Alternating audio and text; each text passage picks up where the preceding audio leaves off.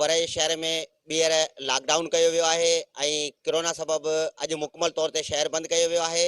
वर शहर में जेको आहे सो 18 केस कोरोना जा ज़ाहिर थिया। उन खां पोइ जेको आहे सो कोरोना जो हिकिड़ो पेशेंट जेको आहे उहो राति कराची अस्पताल में उनजी डेथ थी वई हली।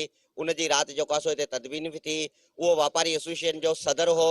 तंहिं करे अॼु ॿीहर जेको आहे सो वर शहर में लॉकडाउन कयो वियो आहे ऐं वापारी एसोसिएशन पारां जेको आहे सो सूग जो पिणु ऐलान कयो वियो आहे। जंहिं करे अॼु मुकमल तौर ते शहर बंदि आहे ऐं इंतिज़ामिया जेकी आहे सा शहर में मौजूदु आहे। माण्हुनि खे जेको आहे सो घरनि ताईं महदूद कयो वियो आहे ऐं सख़्तीअ सां लॉकडाउन कयो वियो आहे।